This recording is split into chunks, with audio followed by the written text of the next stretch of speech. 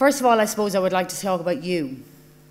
I have to say, every time I've been here in Israel and been in Tel Aviv, it's great to meet people that have real passion, that are really engaging, and that above all are extremely friendly. And that makes life and business really easy to make sure that we show up every day engaged like you do. So thank you for that. So let me talk to you about PayPal. So PayPal processes payments online through laptops, smartphones, and tablets.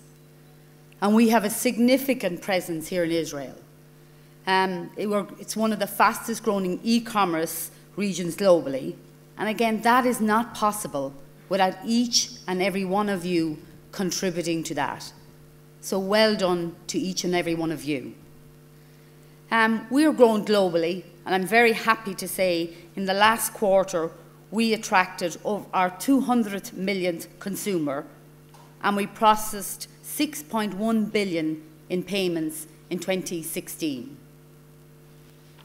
I'm based in Ireland, and I lead 10 business units, and I look after 125 markets in continental Europe, Middle East and Africa.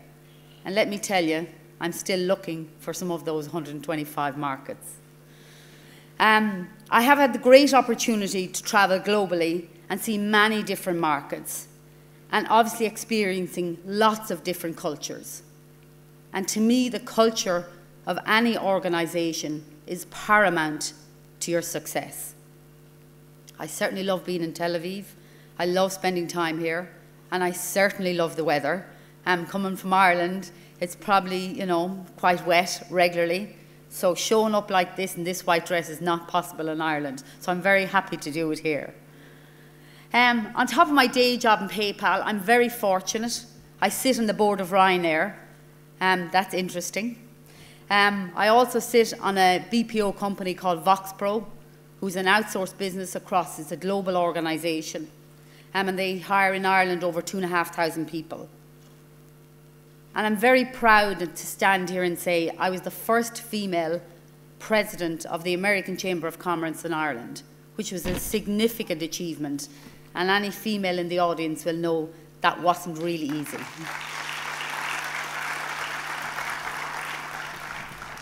But I suppose let me tell you what's really made me and what's most important to me. I am very fortunate. I'm one of 17 children. 9 girls and 8 boys, okay? 1 mother and 1 father, just to clarify. So today I'm going to share with you my career, why I think diversity and inclusion is important for everybody, my views on imposter syndrome, because I think a lot of us have it, we just don't talk about it, and I also want to talk about attitude. My belief, life is about 10% of what happens to you, 90% is about what you do about it. And also I will share some tips that I learned along the way that if I'd known earlier in my career, I might have done things or made decisions slightly different. But I will always say, like the last speaker said, make the decision.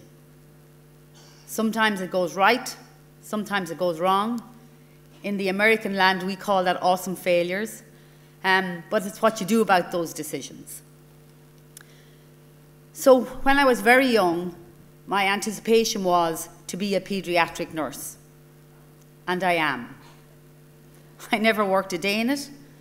I took my biggest career risk at the age of 22. I didn't know that at that stage. When I look back now, I realise. And I took a total different direction. As you can imagine, being one of 17, my parents sent us to private boarding school, and they funded us once in college.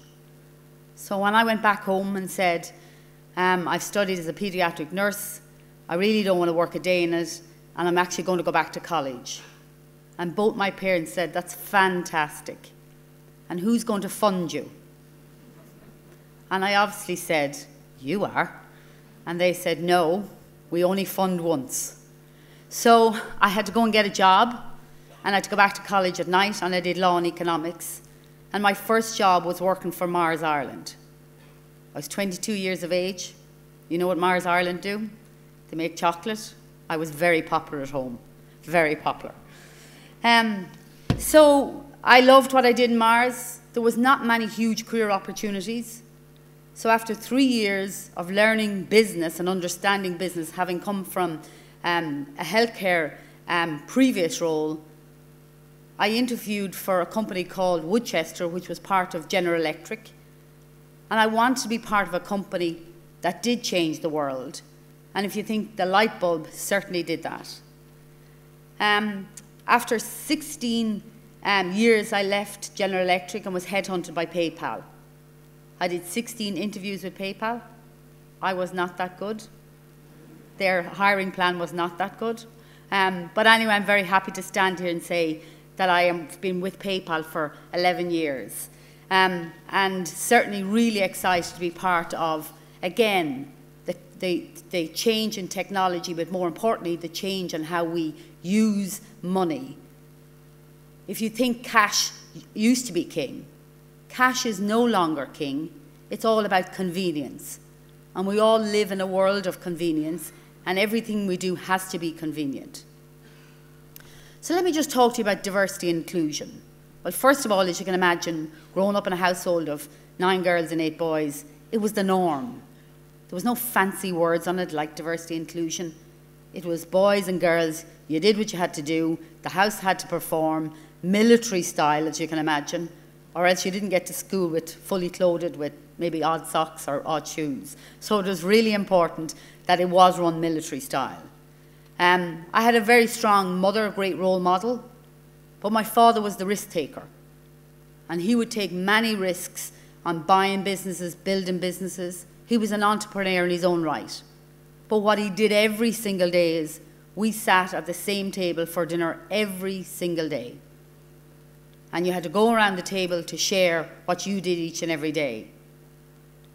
And talk about the things that you learned and what you didn't learn. But most importantly, you learned from each other. And I suppose that was critical to our success, that we stayed connected.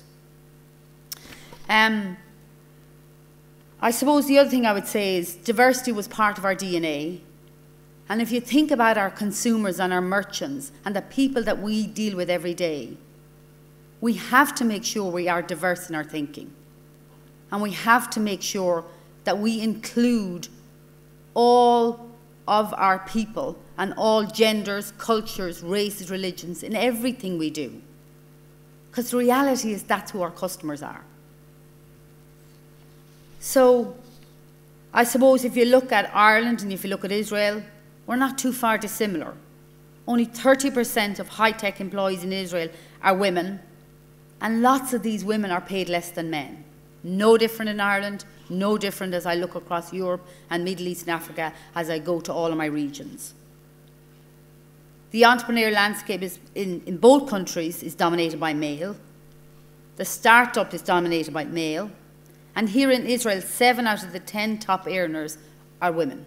7 out of the 10 top 100 earners are women. So again, you can see there's a massive gap, and we together have a lot of work to do. But I do believe that we can change this, and I believe we are, but we need to do a lot more. I suppose I believe, in female-focused policies. I believe we need to promote women. I think we need to make sure we support our LGBT community. I know you had an amazing parade here and you run it here the same as we do in Ireland. Really important for all of us to support.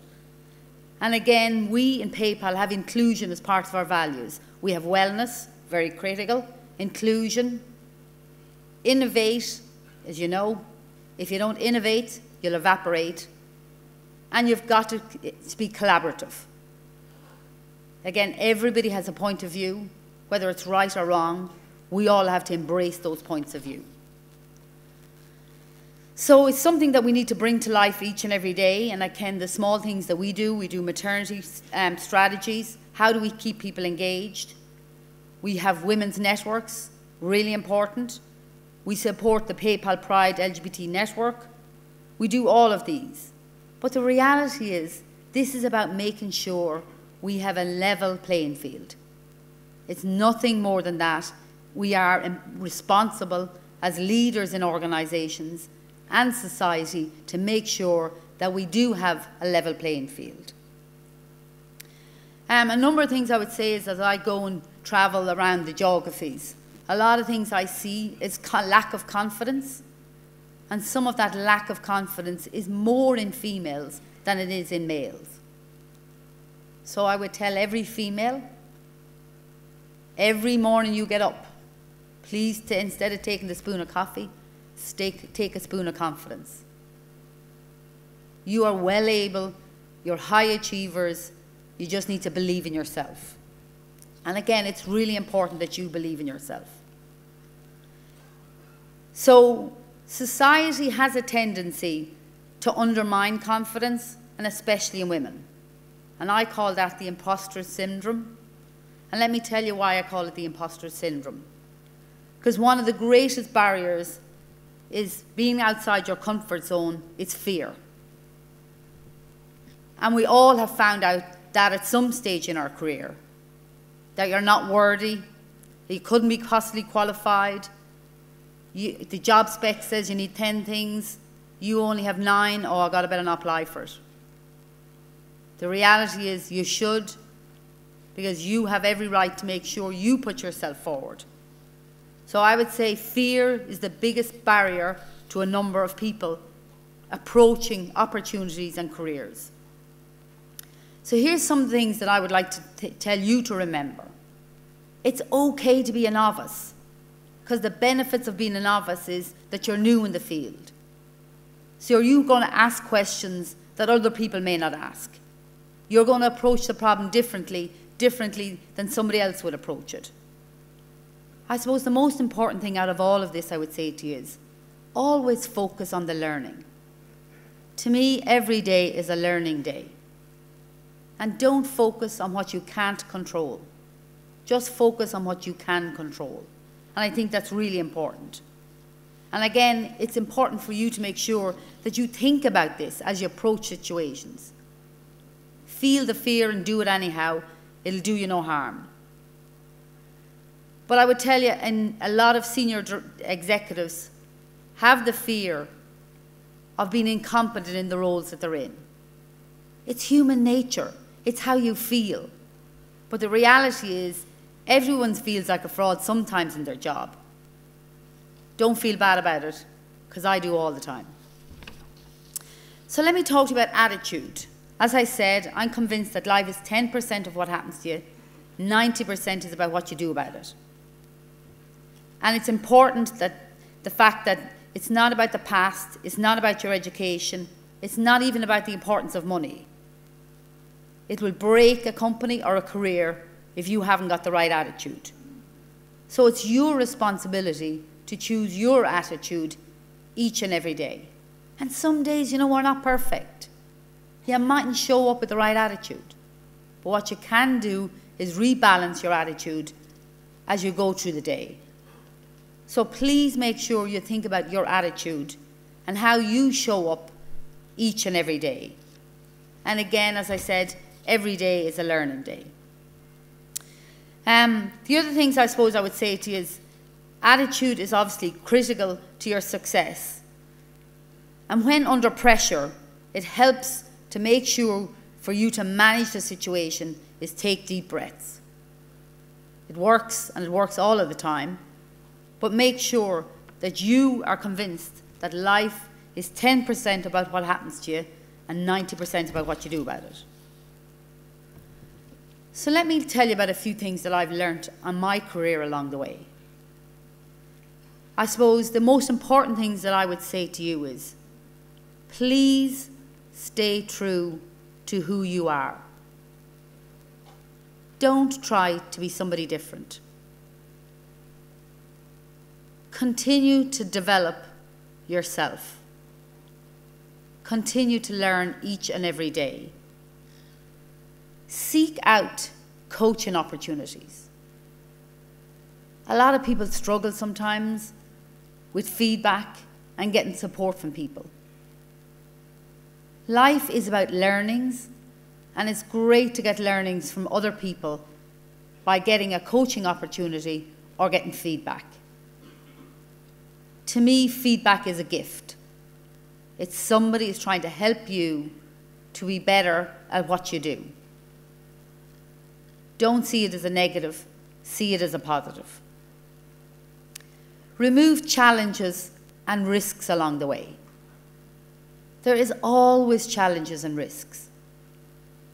But again, as the previous speaker said, it's about what you do about it, and it's about the decision you make. Please ensure, make the decision. I've had many, many awesome failures in my career where I've made the wrong decision. But the first thing I do when I make that wrong decision is I will usually pick up the phone and say to my boss, come here till I tell you. I made the wrong decision today, but here's what I've done about it. It's cost PayPal money. But you know what? It's about how you recover from that and how you take the learnings from that decision and move forward. Everybody's great at celebrating successes. To me, we should be also always celebrating the awesome failures, because that's when people learn. Always have an advocate of you. That could be a mother, a father, a brother, a sister, a friend.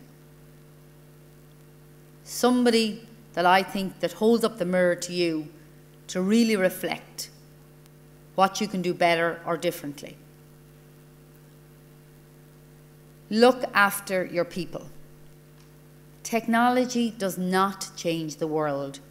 People change the world. And it's up to us as leaders in organizations to make sure our first and only priority should be our people. Everything else will follow through if we look after our people. Our people are critical to our success. And again, the previous speaker said, hire the best person to build the product. When they've built the product, they might not be the best person to bring it to market. That's when you have to make the tough decisions. But the important thing is you make those tough decisions, because it's better for the individual, but also for the organization. Work hard, never lose determination. Hard work never killed anybody. And it's something we should all show up and do every day. But never lose determination. We always get setbacks. Again, it's your attitude and how you deal with those setbacks. Learn to manage stress. Let it go. Sometimes we stress over things that happened yesterday. It's gone. It's what you learn from that and look forward. There's no point in wasting your energy looking back. Waste your energy on looking forward. And most importantly, please believe in yourself. We all started out in life. We all start out being supported by family, friends. They believe in you. So make sure you believe in yourself. As I said, more importantly for women, make sure you take that spoon of confidence every morning and encourage other people around you. Make sure you recognize when somebody does something well. Call it out. Tell them they did well. It's really important that you hear that. But I suppose the key point I'd leave you with today is, remember, every woman that gets to the top of their game, we're just getting a bit closer to changing the status quo. Thank you.